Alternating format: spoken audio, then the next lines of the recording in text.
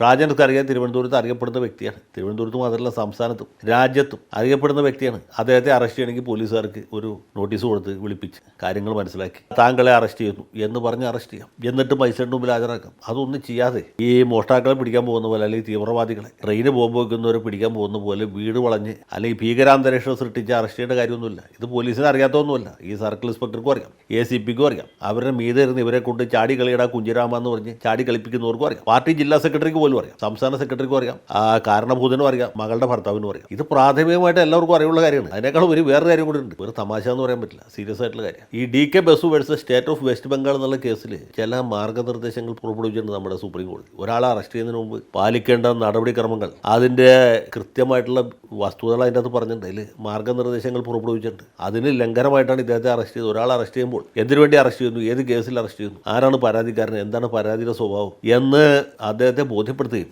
അതോടൊപ്പം തന്നെ അദ്ദേഹത്തിൻ്റെ വീട്ടിൽ അല്ലെങ്കിൽ തൊട്ടടുത്ത ഒരാളെ ഇന്ന ആവശ്യത്തിന് ഇദ്ദേഹത്തെ അറസ്റ്റ് ചെയ്യുന്നു, ഇന്ന കേസിലാണ്, ഇന്ന സ്ഥലത്തേക്ക് കൊണ്ടുപോകുന്നു എന്ന് അറിയിക്കേണ്ട ഉത്തരവാദിത്തമുണ്ട്. അല്ലാതെ ഷർട്ടിടാൻ അനുവദിക്കാതെ കയ്യിലും കൊണ്ടെടുത്ത് ഒരാളെ ഉന്തിത്തള്ളി പോലീസ് ഇടിവണ്ടിയിൽ കൊണ്ടുപോകും. എന്നിട്ട് പാതിരാത്രിക്ക് മൈഷേട്ടിൻ്റെ വീട്ടിൽ മുട്ടി വിളിച്ച് ഇതാ ഒരു വലിയ കള്ളനെ കൊടുക്കുന്നുണ്ട്, കായംകുളം കൊച്ചുണ്ണിയുടെ ഇളയമ്മയുടെ മകനാണ് എന്നൊക്കെ പറഞ്ഞ് ഹാജരാക്കുന്നതൊന്നും നാട്ടുകിടപ്പുള്ള കാര്യമല്ല. ഇതൊക്കെ ശുദ്ധ തോന്നിവാസമാണ്, കല്ലുള്ളിത്തരമാണ് എന്നല്ലാതെ ഒന്നും പറയാനില്ല. പിന്നെ കേരള പോലീസിൻ്റെ തൊപ്പിയിൽ നിരവധി കാക്കത്തൂലുകൾ ഇപ്പം തന്നെയുണ്ട്. അതിലെ ഏറ്റവും മഹത്തായ തിളങ്ങുന്ന ഒരു കാക്കത്തൂവലായിട്ട് ഇത് മാറി എന്നാണ് ഇപ്പോൾ എനിക്ക് പറയാനുള്ളത്.